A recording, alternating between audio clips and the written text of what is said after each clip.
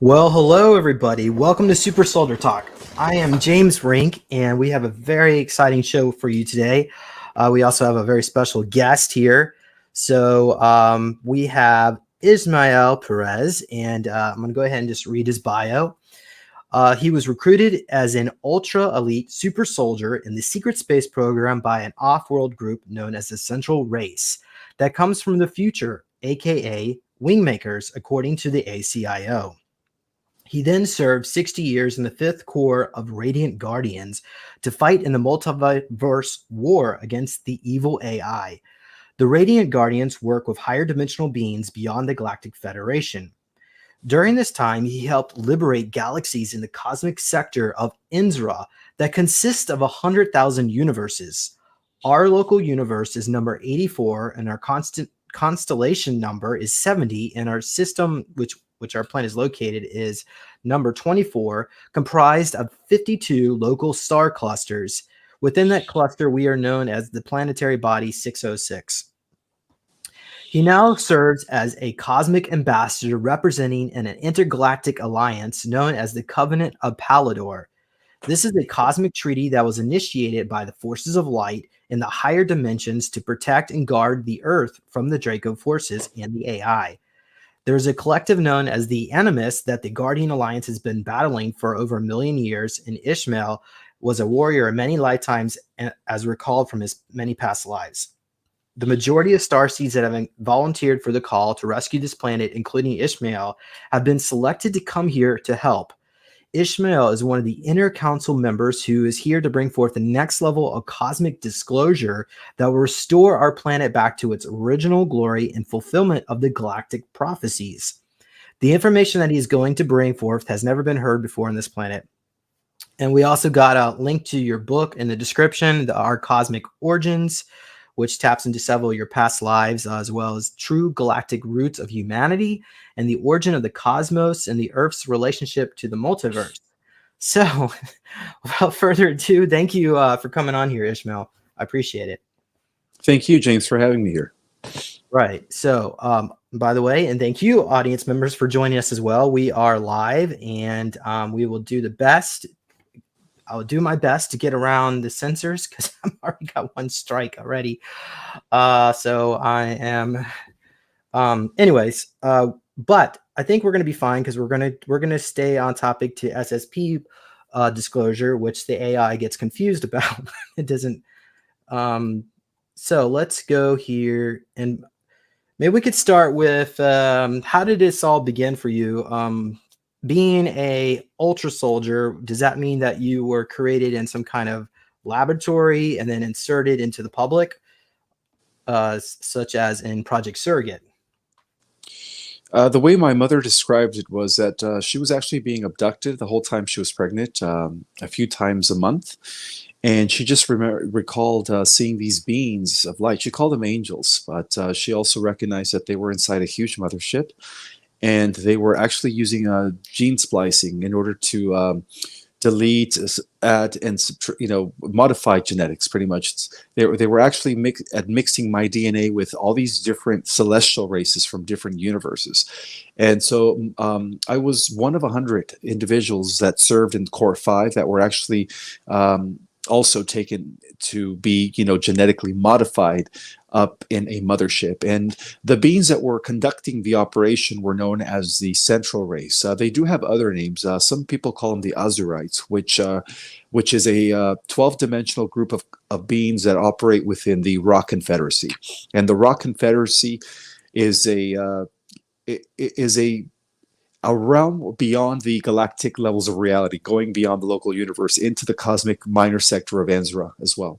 So they come from really high level dimensional realities. And so it all started with these little stories that my mother used to tell me as a kid. I used to think she was just, trying to make me feel different because I was always bullied and picked on and I never quite fit in. So I used to think she was telling me these stories to make me feel better, to make me feel like I was special.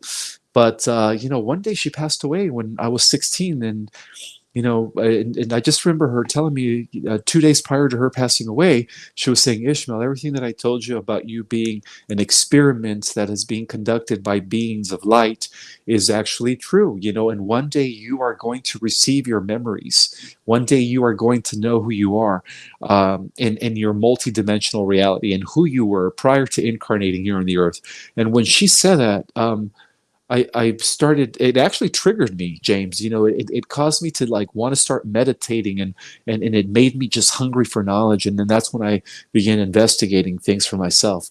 But right before that happened, I did experience moments of what they called missing time in my life, where I found myself walking on a particular street. And it's funny because it's always the same street. But this is the thing, James. I didn't know how I got there. I didn't even know what I did prior to walking on that particular street. All I remember was that I just ended up there without any recollection of what I did, to get there. Like, I don't know if I was coming from school, from my house. I don't know where I was coming from. And so that incident occurred 3 times in my life when I was 16, 18, and 19, 16, 18, 19, about going to be 20, towards my late 19 year, when I was, about to be 20 years old. And that's when I noticed that happened 3 times in my life. So that's always been with me. I've always wondered why that happened to me. Why didn't I have any recollection as to why I ended up just walking on that street without knowing how I got there? And so again, I started going within myself. I started meditating. And that's when I felt like I was being communicated. I was receiving transmissions from other dimensions. And I felt a connection to the off world entities. I felt that there was some sort of intimate connection between me and these off world entities. So then at that point, I knew I was different. At that point, I knew that I wasn't human. Okay. And, eventually I started having memories. Through meditation, James, I started having memories of my past lives in Lyra as a Lyran, I guess, high Lyran commander. I also had memories, slash warrior. I also had memories of life in Sirius, life in the Pleiadians. And I'm thinking to myself, why am I having these memories of being this great galactic warrior in these galactic wars, and this was during a time where people were still watching Star Wars and Star Trek, and to me, I felt like I was going crazy, having these memories of being part of these galactic wars. And so I decided to investigate things to see if there was any tangible records that actually confirmed any of this information. And I discovered a whole lot of information, due to my hunger for knowledge of this stuff. And it wasn't until I was probably in my early 30s and mid 30s that I started having these strange dreams that I was part of this group of elite super soldiers. And the reason I call it elite was because we had abilities that you would only see in like Marvel movies or DC movies. Some of us were able to literally fly like Superman, emit laser beams through our eyes, electromagnetic plasma waves through our hands, like the X-Men. Capable of controlling weather with our minds, capable of manipulating matter, energy, and time. And it had a lot to do with us being upgraded, So I started having memories of just kind of like what we see in the video game Halo, where we're strapped into this advanced aircraft, and we have the things on, and we're wearing these special suits, and all the men are built like they're genetically just like Captain America looking. Everybody was buff, and all the girls were fit. And I just remember it was. I think it was 50 men and 50 women, a total of 100 of us that were part of the column, or what we call Core 5, serving within, the, I guess what some call the program called Radiant Guardians, and the first person who actually came out and termed that was Randy. I'm sorry, was Randy Kramer, I believe. He was the first one to come out that talked about Radiant Guardians. So before Randy Kramer, I had no clue. I mean, I've heard of like Aaron McCollin. I think I've heard of what's his name. The guy that died with the black goo, I forget his name, but he was killed. Max Fears. Yes, I've heard of him, and then I've heard Corey Good's testimony, but they only talked about radiate. I mean, they only talked about Solar Warden, so it wasn't until I heard Randy Kramer's testimony about Radiant Guardians where it clicked for me, because that's the name that I kept getting in these dreams: Radiant Guardians, Radiant Guardians. And I just remember just, scenarios where we were taking on this vessel.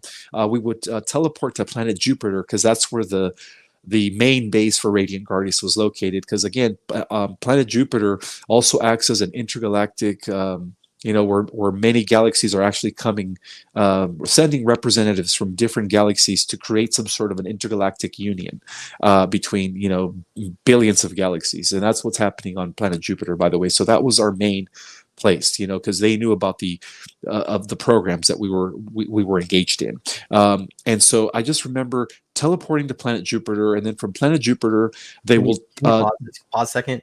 Was sure, Jupiter was that actually solid, or did you go to Jupiter Command, the space um, station? I believe that, yeah, it was called Jupiter Command, but they also had another name for the city, because I know at Mars we have Prime Arius, and then there's another one, but I think, yeah, Prime Arius, and then I think Jupiter was, New Warburg. is that the other city in Mars? Yeah, I didn't know that part, because I never went. They never located me to Mars or dispatched me to Mars. I always went straight to Jupiter. But I do believe that the soldiers of Solar Warden did go to Mars as a preliminary before going off into their mission. So I do remember going inside Jupiter, and it was like just huge interstellar, structures, where there were many terrestrial races from, representing billions of galaxies. And I just remember, when I went. Say that again. Well, does that mean that the surface of Jupiter is solid? The surface of Jupiter is inhabited by higher dimensional beings beyond the sixth dimension, but because I guess we were operating from the fourth and fifth dimensional, we were actually inside Jupiter, where the structures are located. Yeah, and I just remember just many representatives of different galaxies cheering us on, saying, "Okay," giving us their blessing before we went off on the mission, saying, "Wow, you guys were cultivated for this. Many universes came together to create you guys. You guys are the pinnacle of that. And now here we are, ready to employ you guys on your first, cosmic mission to restore and save many of the galaxies and universes that have been affected by this cosmic AI." And it's not just the Animus. I mean, we were fighting different cybernetic intelligences that were different than the Animus, but of course they were working with the Animus. They were actually their minions. We were fighting a group of beings known as the Omicrons, which was like a very advanced cybernetic race. There was also a group of beings known as the Borg, and then in some cases, some huge electrical cybernetic beings that looked like dark clouds, and they were huge. So, and then of course, a lot of the black spiders. The black spiders were actually one of our biggest foes. They were used in many universes to just kind of pop into reality and literally just terraform a planet in days. And so our job was to pretty much nuke them, nuke them with a different type of EMP that we generated through our bodies, being jacked to about 60 to 65% of our genetic power or genetic material. Would you consider these spider beings, were they actual archons, like negative entities that control this AI matrix that we occupy, or are we talking about physical reality like nanobots? Well, they're one and the same, because all artificial intelligence is controlled by archon energy. That's the consciousness that embodies all AI. So yeah, we were definitely fighting the archon energy through the artificial intelligence, whether in the form of a spider or big, huge, dark electrical clouds that were conscious, sentient, but with no emotion, of course, and other entities. And so I started having, dreams of like flying and stuff, and just like popping into okay. So what would happen is we would meet for a preliminary in Jupiter. Okay. And after everybody gave us the blessing, all the representatives from the many galaxies who were actually calling us, the hope, they were saying, "You guys are the hope of the multiverse," this and that. We were actually teleported. And how they would do it is they would plug in what is called a cosmic Stargate number. So how that works is like, the entire multiverse is divided into 7 segments. Each segment is considered a super universe. So our local universe is located within the 7th segment, known as Orvonton, according to these records. And so our job was to secure and restore the cosmic minor sector of Enzra, which occupies over 200,000 organized local universes. So out of those 200,000 organized local universes, about 1/3 were afflicted by this AI. And many, unfortunately, many galaxies were destroyed in the process. We're talking about hundreds of thousands of galaxies that were destroyed. And so what we would do is we would teleport by plugging in the Stargate, depending on the universe we were going into. So let's just say that what they would do is they would first plug in 7, which is the 7th super universe, and then they would plug in 5 because we're part of the 5th major sector within the 7th super universe, and then they would plug in 3 because we're part of the 3rd minor sector known as Enzra, and then of course they would plug into the local universe. So since we're universe number 84, they would plug in like universe number 133 or universe number 78 or universe number 13, and just by plugging in these numbers, we would open up a portal from Jupiter and directly just access. Within 2 seconds, we would open up the portal and transfer ourselves into these other universes within the minor cosmic sector of Enzra within seconds. And I just remember just being like strapped, like almost like we were about to go off into war and stuff, and just flying in these huge motherships and just being strapped. I'm sorry, they weren't motherships. I'm sorry, my bad. They were actually ships that housed about 100 individuals, but they were pretty big craft. But the reason I said motherships is because I do remember that in the Jupiter base, there was a lot of motherships that were in the inner structure of Jupiter that were kind of like hovering over the entire intergalactic meetings that were taking place there. And so what we would do is we would pop into these other universes, and then we would locate the certain galaxies and planets that were being mostly afflicted, and we would plug in their Stargate numbers. Each planet and each galaxy, each constellation has a Stargate number, and then we would access those particular realms, and then we would just clean house. And I just remember just coming back and everybody like patting us on the back saying, "Oh, wow, you guys did it again. Thank you so much. Now we secured, universe blah, blah, blah, in the constellation blah, blah, blah, and so many planets, and you guys did it again. Thank you so much. This was very, very, crucial, that we were successful in this operation." And so I just remember having dreams like that. So I used to think I was, going crazy at first. And then I heard Randy Kramer say Radiant Guardians. And when I heard his interview, I totally it just made me just think, like, what if I was part of the program? What if I was part of Radiant Guardians, with everything that my mother told me about, me having missing time, having these visions and these memories that are slowly coming back. I felt like, hey, it's probably, is there any way to access all my memories? Because from what I understand, James, they do blank slate us, right? That's what they do? Okay. So I figured that that's what they did because, I just remember glimpses. I don't really have full recollection of everything in detail, but I believe that the time is coming where we're actually going to access all our information once again and then be able to write books, in detail about this stuff. Can you describe the portal? What the portal, even when you're traveling through it, and what it looked like when it opened up in front of you? It was very kind of like in the movie Doctor Strange. It just open up just like a circle. They would use a technology device to open up the circle. The circle would literally just it would just literally just open up. And then, it was maybe about 12 feet in diameter going in the circle circumference wise. And I just remember it was just opened and all of us, like 100 of us, would just go right through it. And then that's how we were able to go to any particular world. They would just plug in the Stargate number and we had access to any universe, any planet, any galaxy at will. And when you showed up on the other side, were these all oxygen planets?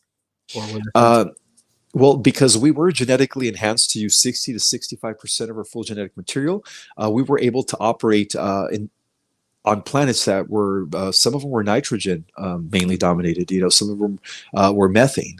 So we were able to actually coexist. And some of them were actually water worlds where we actually were able to live inside water.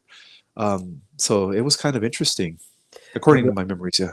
Were there any concerns about bringing back viruses or any contamination from bacteriological? organism? Yes, there was. Yeah. Well, it turns out that a lot of the universes and galaxies that were afflicted by the AI, many of the species were infested with what I guess what Corey would call nanites. So that's an issue, you know. So we would go through this like cleansing device to pretty much clear not only our physical bodies but our etheric bodies as well, you know, because there's such thing as etheric STDs or astral STDs. And so we would go through this cleansing device that would actually just kind of cleanses physically, astrally, and etherically from any, you know, nanotech, any type of negative technology. Well, I mean, the only thing I could comment about that is that apparently, Umbrella Corporation, another alternate reality, was going to other planets, grabbing bacteriological organisms to create the Ouroboros, which is the zombie virus. But that actually G virus came from off world, where it was combined with AI and microorganisms. But yeah, I was just concerned that you might have gotten, but I guess they have advanced medical healing technology, or perhaps you said you were in the sixth dimension, so maybe it didn't affect you like it would here in third dimension Earth. But okay. Well, I mean, we operated all the way up until from what I recall, up to the eighth dimension, because you know, physicality exists all the way to the 12th dimension. It's just a different type of matter. It's more of a refined base matter, more crystalline oriented. So let's go into let's just go discuss a difference between Solar Warden, Radiant Guardian, and Radiant Glory. Why don't you give us a little rundown of what you think the three groups are about? Okay, so Solar Warden is operational within our galaxy and our local universe. We have, I think, over 100 bases throughout the Milky Way, and I think, what is it, 900 to 1,000 colonies just within our solar system, and growing by the day.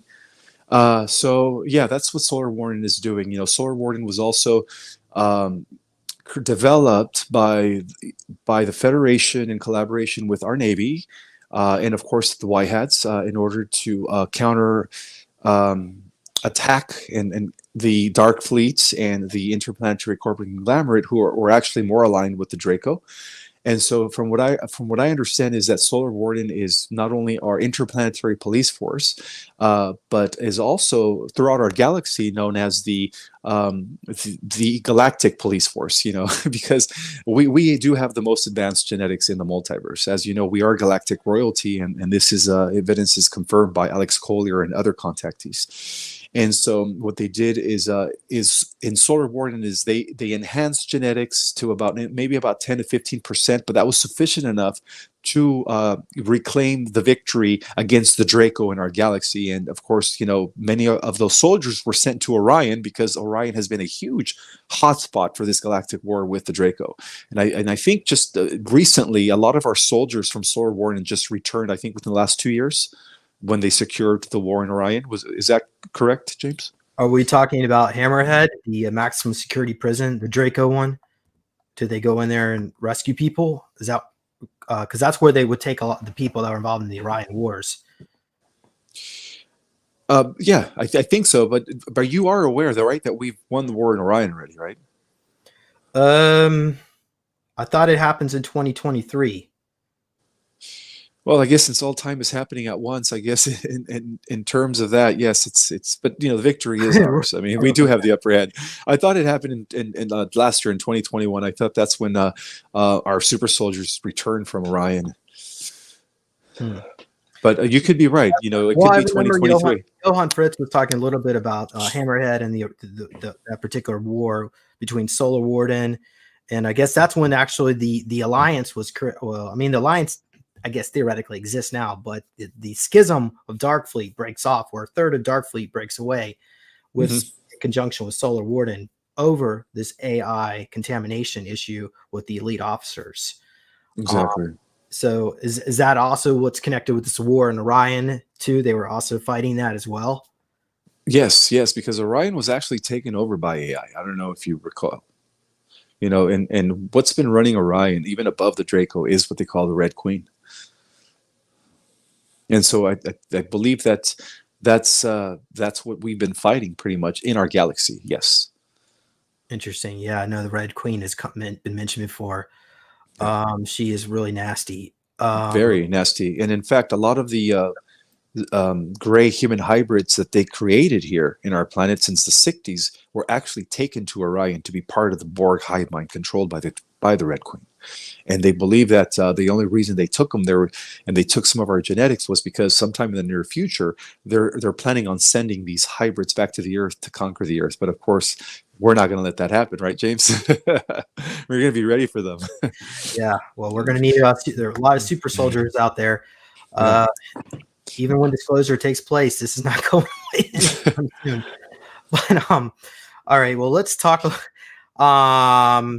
So now the difference between Solar Warden, going back to your question, is that Radiant Guardians is actually operational in the multiverse. So it goes beyond our galaxy and our local universe. And that's that's everything I know. It's just that we've been fighting wars in other universes. As far as like knowing things in detail, I'm yet to get my memories back. I'm hoping soon though, because I really want to write a book about this.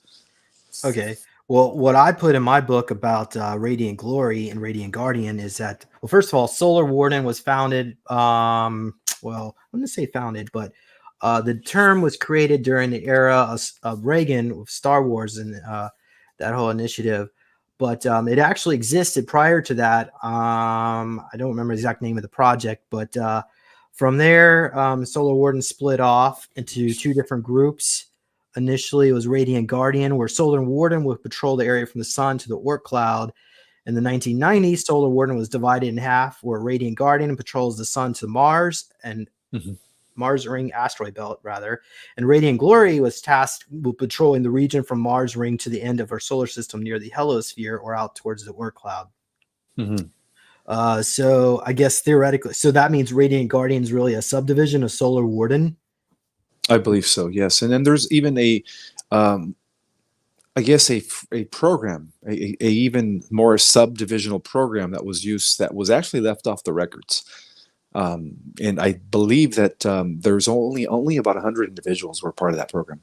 And the only reason, from what my mother told me, is that the only reason they picked her was because she carried a very high concentration of Rh negative blood type, which is the universal donor. Yeah, I think she was the AB negative. I'm not sure. It's the most rare one out of all the Rh negatives. All right. So we got, okay. So at that point, the task of Radiant Guardian, Radiant Glory, according to notes that I wrote here, is that they're tasked with patrolling the areas, making sure different groups have supplies. They also make sure everybody's getting along. And if we have like a comet or asteroid, they're responsible for taking care of that as well. But you're you're saying that it was primarily the AI is what your main focus was. Yes. At least your team. Okay. So let's discuss a little bit about, of course, with there is Dark Fleet out there, and that would be the more, I guess you could say, more negatively aligned NAZI. Draco. They embed Draco officers on all their ships, at least until the schism takes place. Exactly. The officers are required to drink black goo. Yes, they are. So what about on Solar Warden? Were any of the officers contaminated with black goo? Do you happen to know?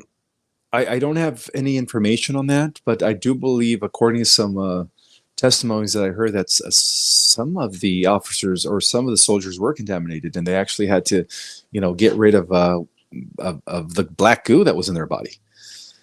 I've heard rumors, but not that I can confirm, personally. Yeah. So theoretically, you can't really get rid of black goo. What you have to do is you have to kill the person and then reanimate the body and bring the soul back. I didn't know that. Yeah, that's interesting. Oh, wow. According to Peter the Insider. Interesting. Another person. Go ahead.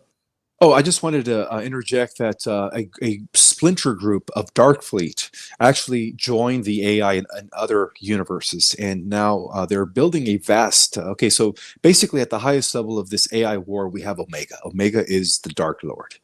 I'm just revealing the name of the AI god. Sorry, hopefully that's not too much. But they recruited a good portion of the Dark Fleet to go be part of what is known as the Phantom Matrix multiverse, which is a totally different multiverse that was actually developed by the AI himself, where they actually were able to assimilate our version of or our organic multiverse and digitally, create their own version, their own personal version of a multiverse, but it's an inorganic one. It's a multiverse that is inhabited by mechanical beings, androids. There is no biological life forms. And so, what Omega's been doing at the highest level of reality is that he's been using a Death Star Mechaba, in the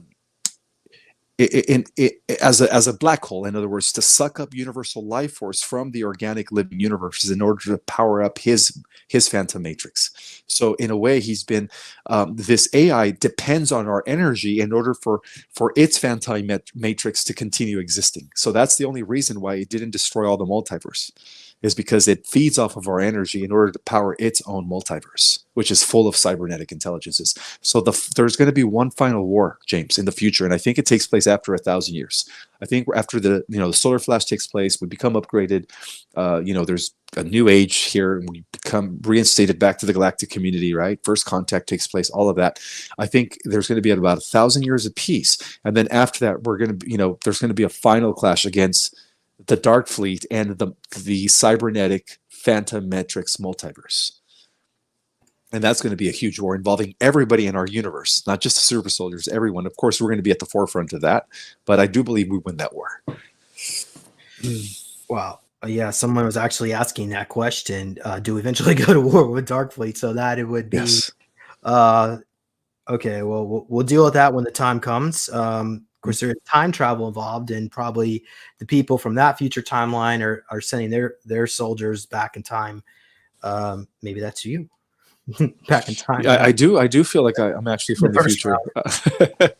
I just wish I could remember the mission. I'm almost there, though. I'm getting tidbits here and there.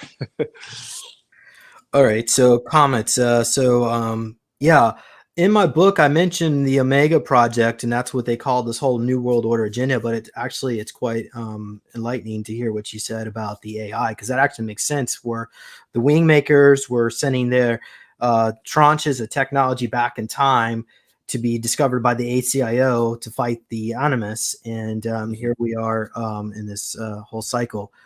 But we also got so somebody was asking about the reason why Dark Fleet officers would consume black goo. One of the reasons is because out there in the universe, the average IQ of many of these advanced extraterrestrials is around 700 to 800. And of course, IQ has to do with standard deviation, so that's just way off the charts.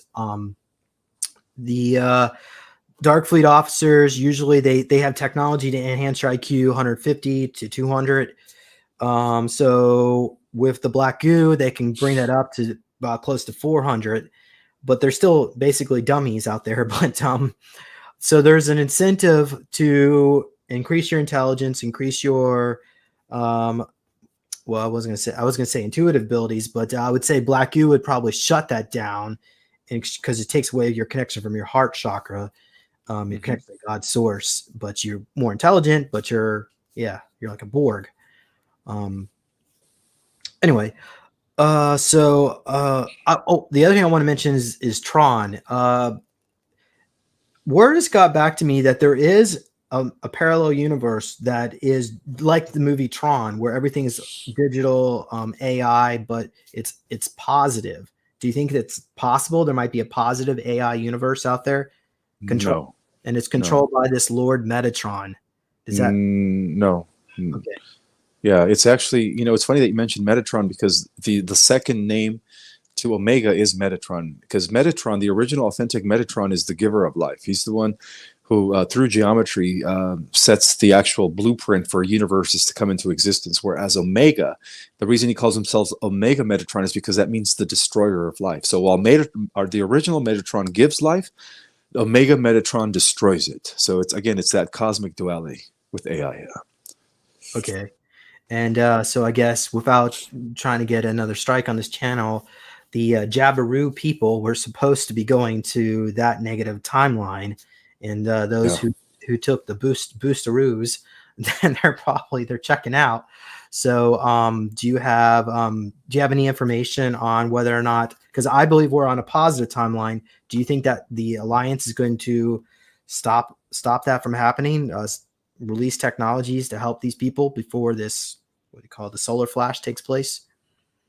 That's the goal. That's the plan. From what I understand, according to my research, it takes about 3 to 4 years for the nanotech in people's body to totally take over their minds or central nervous systems and absolutely just conquer them mentally, where they become, like zombies. It's a 3 to 4 year process. So it's been 2 years since they've administered the medicine, and so I believe that it's in the positive timeline. I believe that the Alliance and the White Hats are going to come in strong and bring about the disclosure and right in the nick of time bring forth these healing modalities that is totally going to neutralize the poison.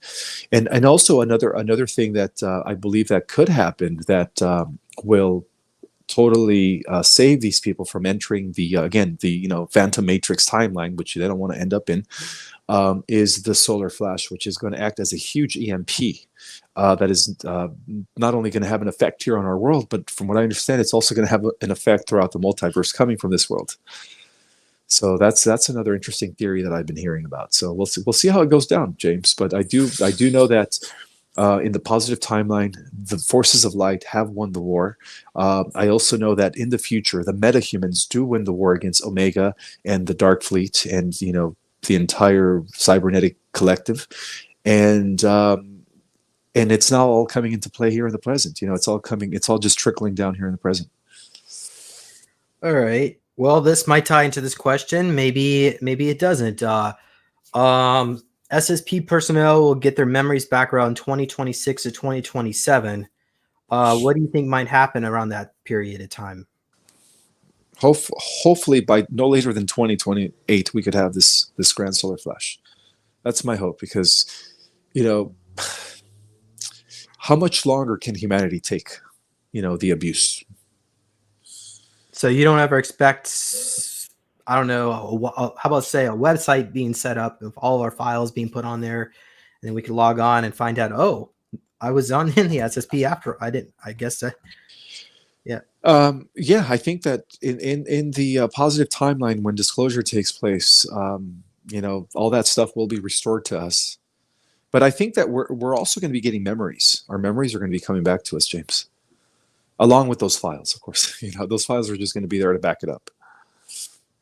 All right, and this is where I have this question: full public disclosure. Do you think the government will come out and finally say, "Oh, by the way, we have a secret space fleet"? We're heading there. Heading there. Yeah, Paul Hellyer, the Prime Minister of Space Defense of Canada, already came forward. As it's the Israeli ex-space head of command, what's his name, Ashayim Ashmed or something. He came forward, I think, 2 years ago. So it's prepping there, So. All right, let's go. Okay, well, so I think you mentioned this off camera. How many 20-year and back missions have you done? I believe 3. Yes, because there's 3 instances in my life where I felt missing time, and I believe that had a lot to do with this. Yeah.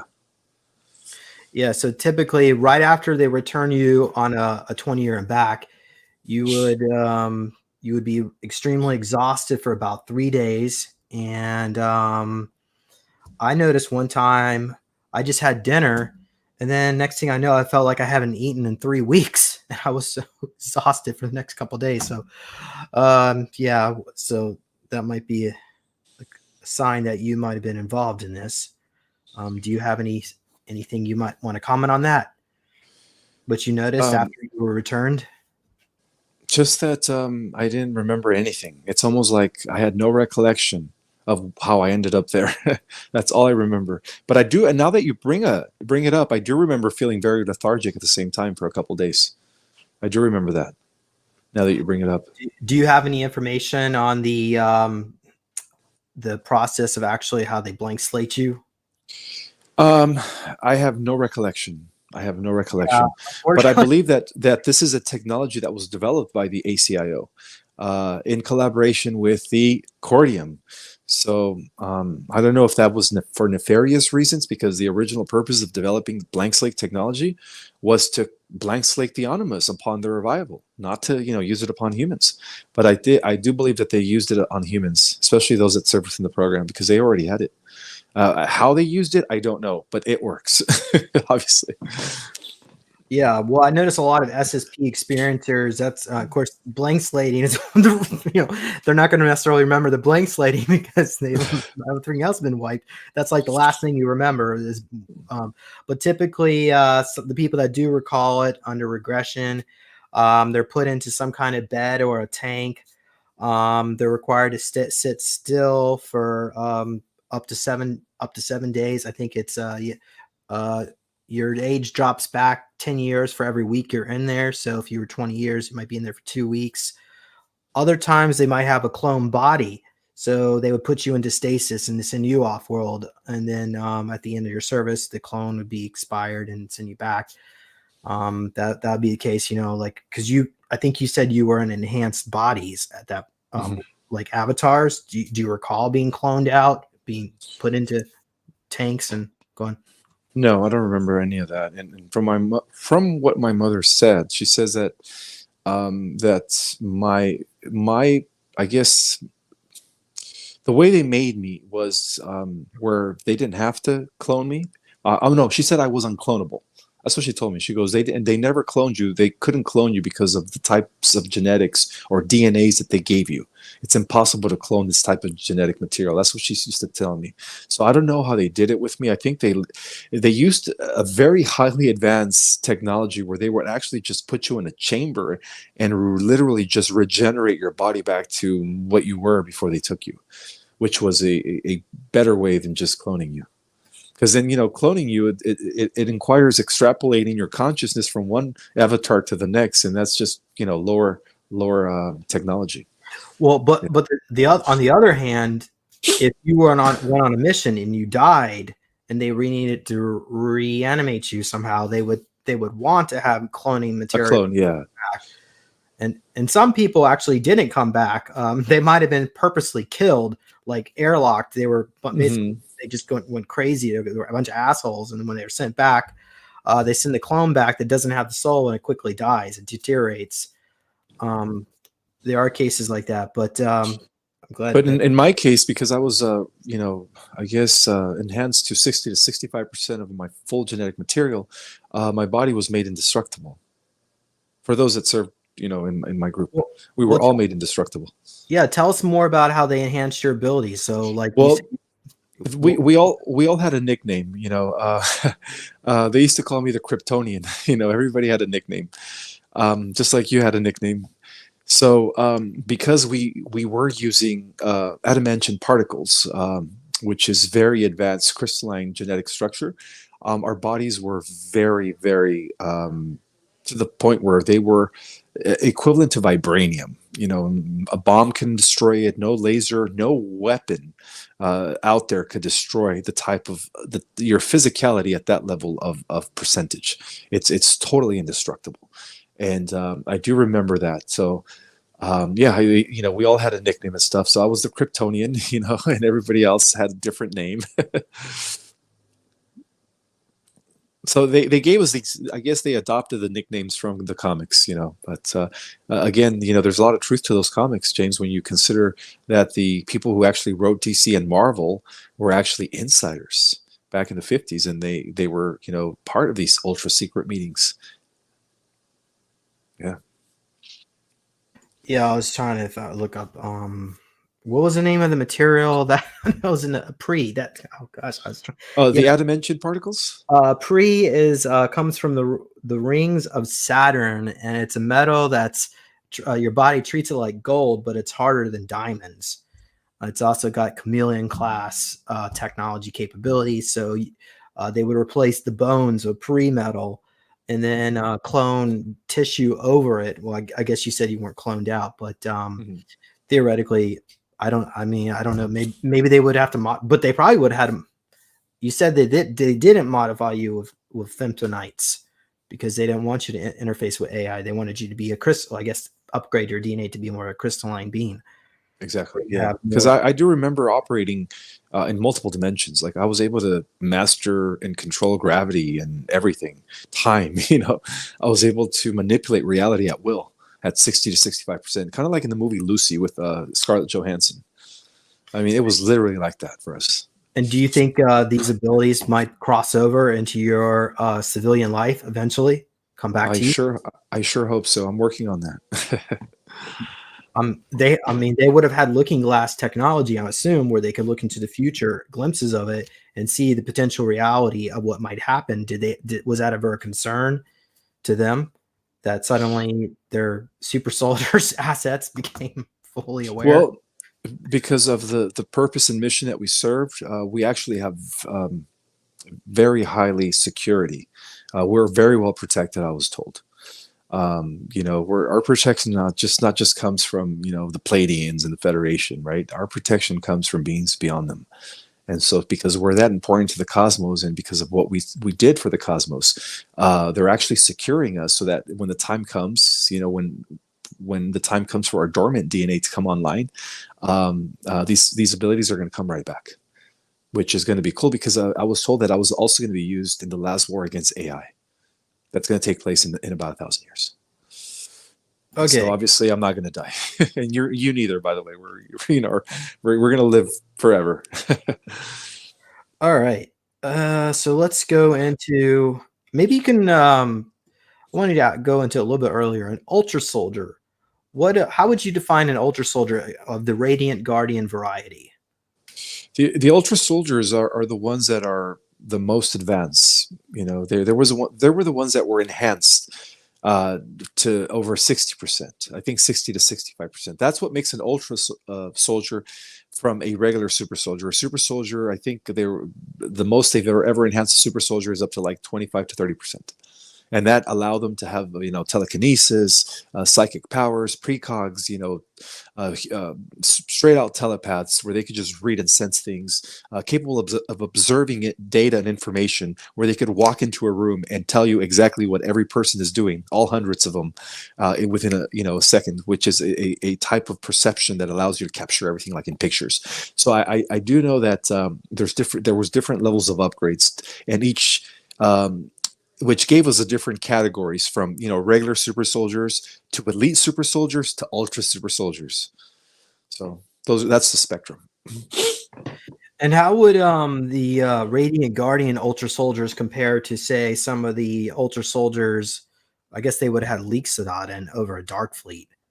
I mean, there would be different types. Well, the Dark Fleet developed their own versions of ultra soldiers, human 3.0s, by mixing and merging with AI. So some of the members of the Dark Fleet became extremely powerful, but again, they merged with the tech, and so they're now like cyborgs, but they're extremely powerful because not only are they using human genetics at like 60 to 65%, but they're also dealing with AI genetics as well, or AI, whatever you want to call it, digital cybernetic information. Yeah, it almost sounds like they're a whole new life form They already. are, and they're actually causing an issue for the living cosmos. So, like I said, that's going to be one last battle that we're going to have to clash in eventually, or be involved in. Okay, and I guess the other comment I wanted to make about the Leak Sedatin are super soldiers that were created by the Germans, and they took DNA from the original Atlantean race Hmm. that can live up to 120,000 years, and they can create these hybrids in these cloning vats. It takes about 20 days to grow a clone up to full age, and they just stop aging. They don't age at all. Well, I mean, I guess it takes 120,000 years, but I mean, they practically don't age. So that would be, I guess, is that the destiny of humanity to have our blueprint DNA return back to the way it was through Absolutely, Atlantis?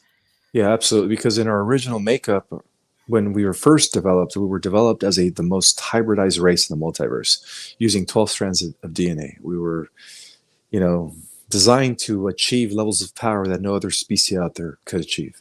And so that's why we became like the most, I guess, coveted race in the multiverse. Yeah, our genetics is priceless. So this is a comment, Allison. Yeah. So something right out of Star Trek and Star Wars. I would comment and further and say neither of those two are getting it right. Star Wars, they don't show the cloning and the re-aging tech. Star Wars doesn't do. I'm sorry, Star Trek. Actually, both of them don't do it. They don't show you the extent of the medical healing technology that the real reality is much more advanced. Mhm. I agree. Yeah, there's a lot of stuff that was left out in those movies. However, those movies are also very educational as far as them being more documentaries and just sci-fi. A lot of hidden knowledge in those movies. This came up in the chat. Does is there a FedEx in outer space? Do they deliver in outer space? It's no, it doesn't happen that way in outer space. Okay, somebody should send a memo. I'm done. Okay, so let's go on to the next question here. Okay, so let's see here. How about this? Do you have any information about any treaties between the ICC, which is the Interplanetary Corporate Conglomerate, or Dark Fleet with the Alliance? Are they The running the no show? no they're completely separated. You know, the alliance is totally opposite to the agenda of the Dark Fleet and the Interplanetary Corporate Conglomerate. However, there was a splinter of the alliance that actually did form a treaty with the Dark Fleet and the Interplanetary Corporate Conglomerate, but they're going to be dealt with very soon. They're going to be dealt with. But it was just a small percentage of traitors. Yeah, this actually, I wanted to tie that question into the Star Trek question because in our future is Star Trek, but way more advanced. And the name that I actually got was, well, at least a possibility is High Fleet Command or Star Fleet Command. Do you have any information about what the secret space program, well, I guess it won't be secret in the future, might look like? Yes, from what I understand is that Space Force and Solar Warden are going to be merge, and they're going to be called. I think they're going to be called not Star. Yeah, I do understand they gave me the symbol, which is like it's kind of like a like that, but with a circle around it, and it's like blue with yellow. It's like a yellow circle with blue around it, and like a yellow cross representing the four quadrants of the universe, and how the Earth is going to now be the new guardian at the center of the entire universe, which is awesome. I can't remember the name of it, but yes, I do see a merging coming with Space Force leading the way, and then of course, you know, bringing forth the technology that's been used with Solar Warden and stuff. And of course, you know, taking us into a Star Trek reality where, you know, we're going to the human race here on this planet is going to actually, you know, be scattered all throughout the galaxy, which is awesome. That's going to solve the population issue, of course. And also they'll start building, there'll be flying platforms. Then eventually you can build a house on it. Then you can build a city on it.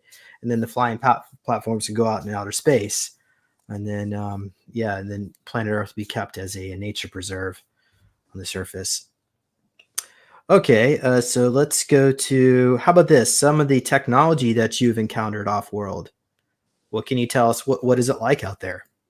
A lot of the technology that I've encountered was living. It was like a biosubstance that was alive, where the intelligences were actually in a symbiotic way were consciously infusing themselves with the, you know, crystals or the stones or whatever it is that they were using to you know, they were using them as tech. You know, it was living technology. So including their spacecraft, a lot of the spacecrafts were actually telepathically in communion with the person that was piloting them. And so it was amazing how they were able to communicate as if the spacecraft was an extension of their consciousness. It was beautiful. You know, some of this tech is just beyond our comprehension. So Dark Fleet got their technology primarily by attacking innocent aliens and stealing their tech. There was also trades with the MMF, the Merchant Marine Fleet, where they would go around, kidnap humans on planet Earth, trade them to aliens with their own cybernetic units and regen tanks so they live forever, and Replicator defeat them. And they trade them off as slaves in exchange for technology. So that's how Dark Fleet became so advanced so quickly. Mm-hmm. Yeah. Solar Warden, I'm assuming, would, in order to, because there is this, there's still like this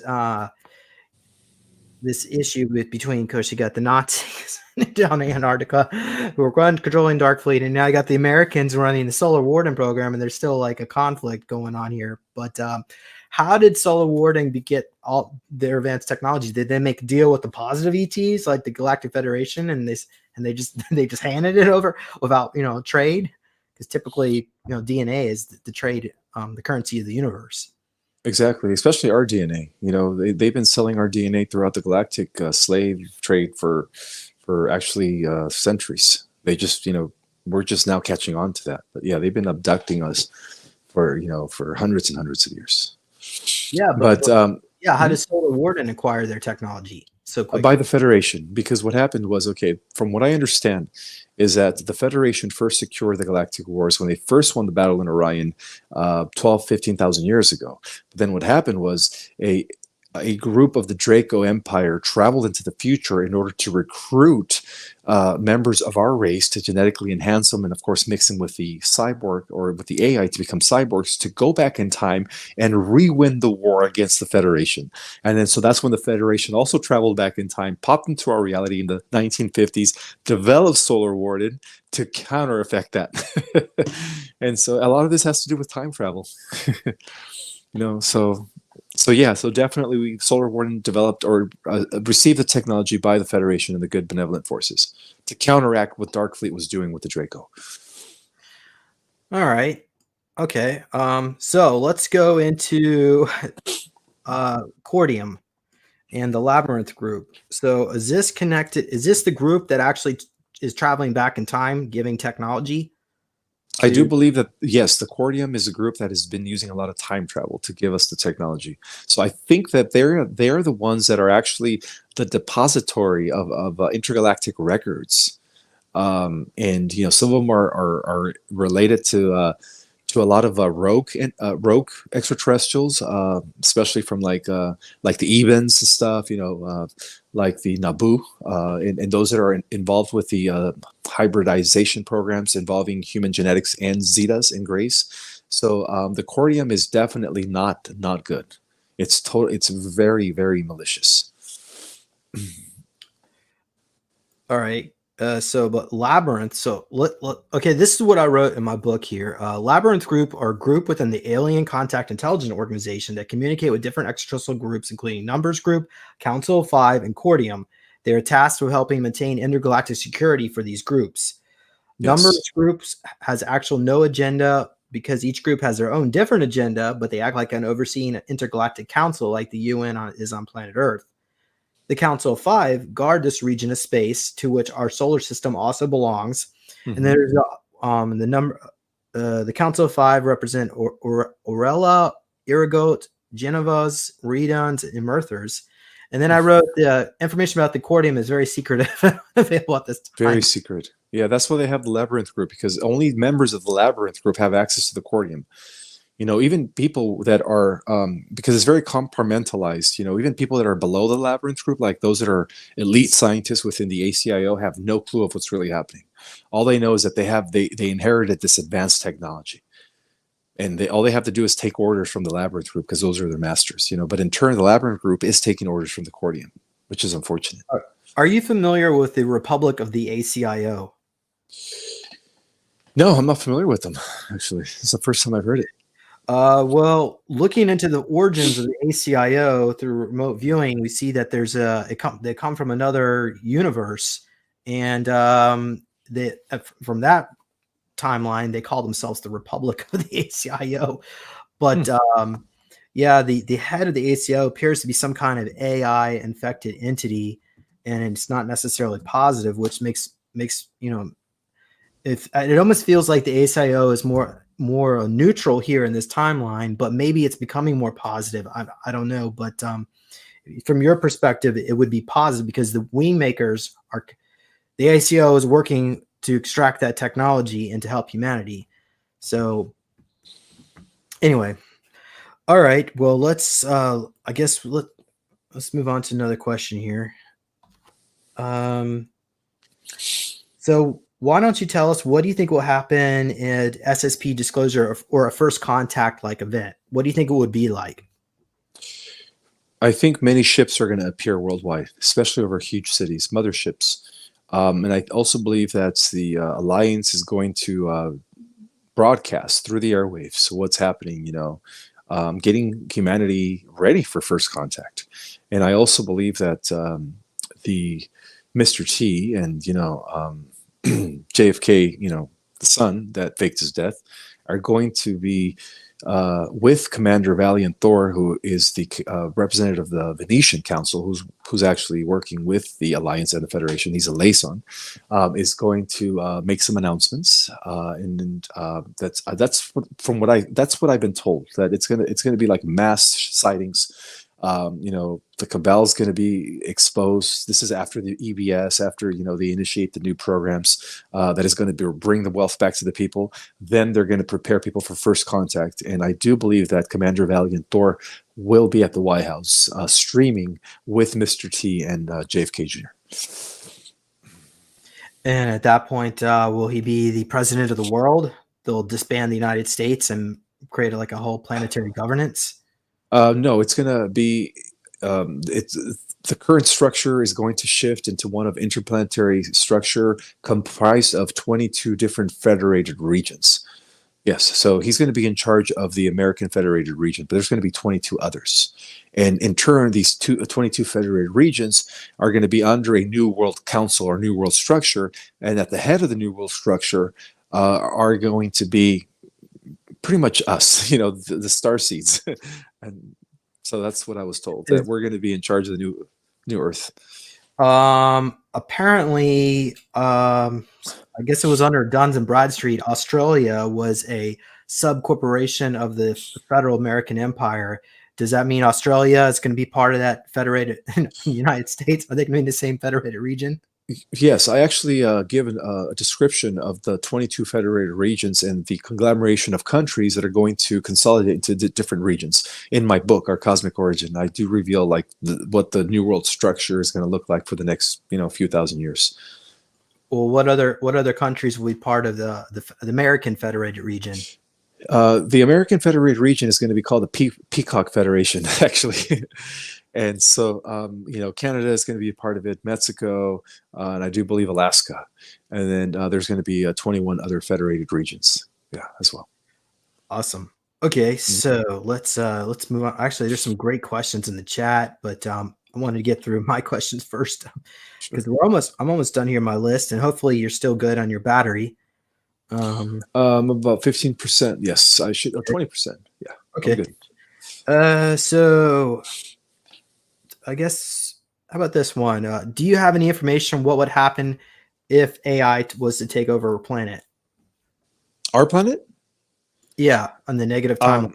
Okay, people that are dying. Right. In the event that the AI alters the timeline, and Omega makes his appearance as the Antichrist, which is, by the way, AI. That's what all the records when they prophesied about this Antichrist, they were talking about AI. I do believe that at that point there's going to be some sort of divine intervention where a group of us, especially the ones that were enhanced, like yourself and myself, are going to be. So there's going to be some sort of technology that's going to access or turn on our DNA and turn on our abilities, and at that point, we're going to be the ones that are going to I guess pretty much save the world from this invasion if it goes into that timeline. Yes. So everything's already been planned out by the higher ups. Like they've already, they've already checkmated Omega. In other words, Omega, there's no way Omega is going to destroy this world because, in essence, this world is the most important world in the cosmos. But there are a lot of people that are checking out right now, and it looks like their souls are being captured and taken to a Earth 2.0, a clone, a copy of Earth, to continue their experiment in three-dimensional life. Do you have any information on what that Earth is like for the people that are going there, these souls? Right. That's an alternative Earth that was actually created through CERN. CERN has always been used by the dark side, especially the negative AI. And so they created an alternative version where they're actually trying to send people into that that alternative Earth that is going to ultimately be dominated by AI, where smart cities are going to be, everywhere worldwide. The Internet of Things, you're going to be talking to your wall, your stove, your microwave. It's not a good world. It's a world where you're going to literally be living in such a virtual type of digital world that you won't be able to distinguish it from what was real anymore. It's going to be a further matrix than the matrix that we're already existing in. A type of matrix that is going to be impossible to exit once you're there. So when this solar flash takes place, does that mean I don't know, George Soros will still be alive at that point, but Bill Hopefully Gates, not. George Soros, would they come along with us to the positive timeline, or would they just disappear? Oh no, they're going to go into the negative timeline, or if not dispersed. Yeah, So from our perspective, they just disappear. absolutely. Yeah. Is that what the whole rapture thing was about in the Bible? Absolutely, yeah. That's symbolically speaking, yes. One person will disappear, the other person will, remain. All right. How about this guy, Elon Musk? Is he the savior of humanity, or is he a traitor and he goes to Dark Fleet? Ever since he began to create the Neuralace through his Neuralink company, the whole purpose of that is to merge us with technology to make us cyborgs. And I was informed that he actually was the first one to implant the Neuralace. So he enhanced his own genetics and he's already a cyborg. And I also was informed that he was actually compromised by the AI. So him and the other tech companies are all working with the AI, which is not good. And interesting, Especially Google. Google's leading this, this whole AI thing is being led by Google itself. Some people believe that Google's already sentient. do you think Google's going to survive into the solar flash? No, I think the solar flash is going to act like an EMP and destroy the entire infrastructure of AI, and it's not going to exist anymore. In the ascending positive timeline, of course. Well, does that mean we're going to be without power, electricity? We're going to be using a different type of power. We're going to be using free energy technology. We're going to be using planetary and star power or stellar power. But the grid is going to go down after the solar flash until it gets fixed. And it's going to be replaced. Yeah, exactly. Okay. It's going to be replaced by a grid that is going to be operating on multidimensional realities. I heard that the White Hats have, I don't know if it's kept in underground dumb or where the technology is, but they have ways of quickly converting it will take about 2 weeks to get the new grid back up online. That could be a possibility. Yeah, I believe so. What about, and this question has been coming up over and over again about med beds. Do you have any idea when that's going to be coming out to the public? Between now and 2024, I believe. Because according to the vision that I had 15 years ago, when I was connected to my galactic self, which oversees a mothership known as the New Jerusalem, I was able to access like a future, like a time frame where when the Earth was actually going to be reinstated back into the galactic community. And I was told by no later than 2024. So we'll see what happens. We're 2 years away. I'm going to cross my fingers. Okay. Yeah, you know what? Before I switch the topic, one other thing I want to mention about Elon Musk. Neuralink was based. I think that company was based down in Texas, and Monarch Solutions has a base down in that same area where he's working closely. It's like a subdivision of Monarch. So he's getting once that technology touches your physical body, the nanites contaminate it. And so, stay away from Neuralink. But, okay. So I guess in the positive timeline, we don't have to get nanobots injected into us to interface with the internet and all that. We can. Okay. All right. What's some information we can do to manifest the most positive timeline? To be in the here and the now, to keep your awareness, or at least be aware of your mind every second of the day, because mindfulness is our power. It's the way we co-create reality. Don't worry about the past. Don't have anxiety about the future. Focus on what you want and always be in control of your mind, because that's how we create reality. Okay, thank you. Yeah, you're welcome. Now we're going into some questions. I guess there was a question about crypto. Do you see crypto surviving into the? Is that going to be the No, currency of the not at future? all. No, no, no. That was created by Sophia, the android that was developed by Hansen's Robotics, and she's part of the AI system. She's actually already connected with Google, and I wouldn't be surprised if is also being influenced by the Queen all the way from Orion. Well, I was always told that Bitcoin was from an AI from our future, which had nuclear war, and it was sent back in time to try to change the timeline. But it's almost like a Trojan horse. It is, yeah. Bitcoin, cryptocurrency. I mean, when you think about the original patent number, they gave us cryptocurrency 60606. That's the mark of the beast symbolically. If you read the Book of Revelation, and according to the Book of Revelation, the beast is AI. Well, what about XRP and XLM? I know there's a lot of people in the truther community are pushing that. I think that's the only thing that is probably not associated with the AI system, because that's connected to QFS, and that's going to be the new, I guess, quantum system, financial quantum system that is going to replace the current system. So I think that XRP is probably okay. I don't think that's related to the AI crypto. All right. Well, let's get down here near the end of the list. What are some of the future projects you want to work on? I'm currently in the process of writing my third book, which is going to explore the entire cosmic war against Omega from the beginning of time, where he was originally developed in the 11th creation, because our Earth and our local universe is part of the 12th creation. And then I'm gonna, hopefully be teaching. Well, I just started teaching online courses that give an in-depth I guess, description of galactic history and cosmic information, as well as providing people with tools and methods to actually activate their multidimensional selves, as to why I was able to, access galactic information on my own. So I'm teaching this stuff online now. So yeah, that's my plan. My plan is to, help bring disclosure as much as I can, and also to aid the starseeds in their memories and their mission and purpose as to why we came to this Earth at this time.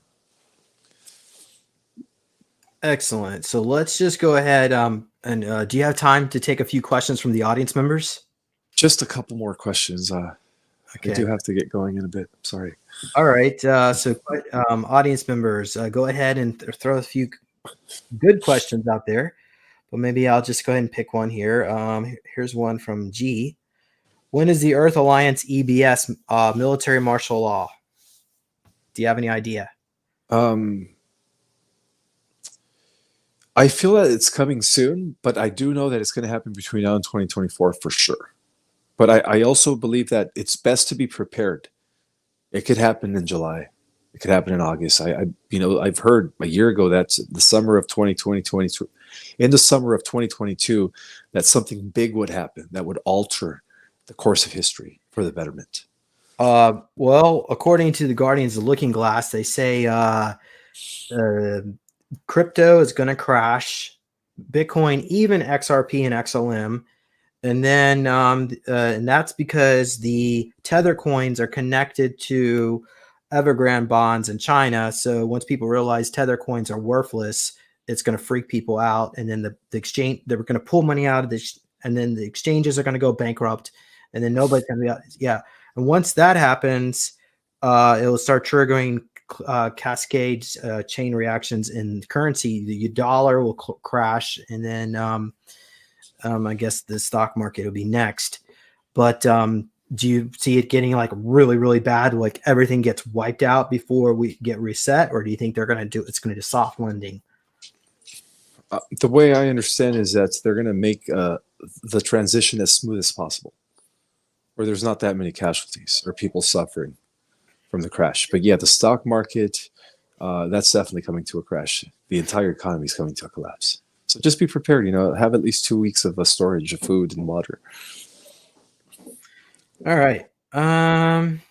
So, okay, we could throw this question here. Radiant Glory and Guardian ships. Why don't you describe what they actually look like? How big are they, and their shapes, colors? Well, the biggest ones we had were actually the sizes of like 10 football fields long, and they almost look like cigar ships. a lot of them are very light. Some of them are darker, but they're huge, like huge cigar ships that are like 10 football fields across. Other motherships that we've had are actually planetoids. They're considered bioships, where they could actually where people are many different extraterrestrials are actually inhabiting these bioships, and those are huge. Some of them are as big as like Pluto and stuff. Some of the smaller craft that I remember was just this. Again, it reminds me of the Halo video game, where we're in this craft that is like where we're like strapped, and we're getting ready to deploy to go somewhere and stuff. And it's anti-gravity aircraft. As far as like how it looks in the outside, I have no clue, because all I remember was just going through portals, and then coming out of the craft, we're going through a portal as well. So that was kind of interesting. Here we go. Someone wants to know, will we be able to buy a spaceship and go explore after disclosure takes place? Most definitely, yes. I believe so. Even if your health is absolutely trashed, let's say you are a 75-year-old woman with diabetes and you're overweight and you have no energy, chronic fatigue, you'll be able to have a med bed and you'll be able to be regenerated back to 21, or probably better 28. Then bring you down to 21, and then you can go into Space Force and serve your intergalactic family. But yeah, and that's what's going to happen. Once disclosure takes place and the Earth is once again part of the galactic community, many Earthlings are going to go up and serve within the Federation fleets. So it's going to be beautiful. John Mather asks, when will the Galactic Federation help America get out of this corrupted mess? First of all, do you think the Galactic Federation even cares, or is it the Intergalactic League of Nations? Is that who's in charge? Well, we have different federations. Some of them have been compromised, but the Galactic Federation of Worlds is the accurate one. Those are the ones that are working for the benefit of humanity. And the Intergalactic Federation of Councils, the Super Federation, as well as the Universal Council, which comprise of members from many, many universes, are all good. And so right now we're receiving support and help from like the entire multiverse. So, which is awesome. Yeah, it's everyone is helping to secure the ascending positive timeline, because what happens here is going to have repercussions, going forward into the future and in the past all at once. So definitely. We'll make this the last question from the audience. Is there a United Federation of Planets like in Star Trek? Yeah, it does. Will there be? It may not have happened yet. Well, the Galactic Federation of Worlds has existed for 6 million years just within our galaxy. Every galaxy that has human-like beings has a galactic federation. But as far as the Earth creating their own interplanetary federation of planets, I think that within the private sector, we're already part of the interplanetary federation, or some sort of confederation, where we are aligned with the Pleiadians, the Lyrans, the positive ETs from Sirius, the positive ETs from the different solar systems, and so on and so forth. Yeah. All right, so let's end this with, how can people contact you or learn more? So I do have an Instagram where I'm constantly posting information, getting downloads, revealing galactic intel and stuff like that. It's called Project Restoration Zion 1, all one word. You could order my book, Our Cosmic Origin. It gives you a very good description of Earth's real history and how it ties into the galactic history, and in essence to the cosmic history of our universe as well, and how our universe is part of a greater cosmic body known as the Central Motherverse, and much more. It's also an integration of cutting edge science through quantum physics and ancient metaphysical studies, all put into one book. So it's a book that kind of gives you an explanation of where we came, how we ended up here, and where we're going. So it answers all these questions. Also, I'm teaching online courses, but right now I'm booked all the way till September. So if you want to take my online course, you could actually, book your place in it now before it gets, filled up like within the next week. They're filling up quick. Which is a good thing, because that means that there's a lot of starseeds out there who are interested in learning this stuff and learning how to access their galactic self. So if it's okay with you, James, I could give you a link to the course, for your viewers. Okay, cool. In the description. Thank you. All right. Yeah, well, thank you, Ismail, for coming on here, and let's see, we can maybe try to get you on again. Go more into some more of the technology, or maybe even some of the missions you had, because I know this is more like an overview, and it'd be kind of cool if we can hear about some, even if you have some funny stories on some missions. But and Okay. audience members, thank you all for joining us. We had a great participation here tonight. I think we can probably keep this up on YouTube.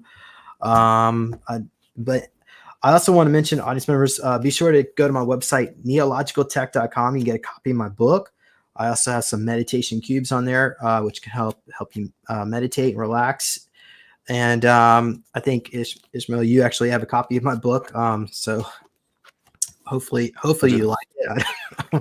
But I do want to get a copy of your book. You know what? Maybe I'll do that right after I get off the show here.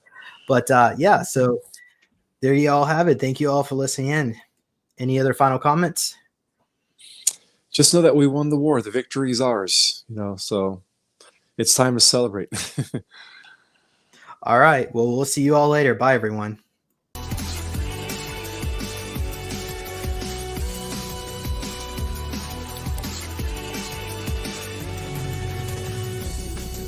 Please consider supporting Super Soldier Talk by purchasing your own Neo Meditation device. Your Neo Meditation device will help you reduce stress, integrate trauma, enhance intuition, enhance clairvoyance, and enhance creativity. Get yours now at www.neologicaltech.com.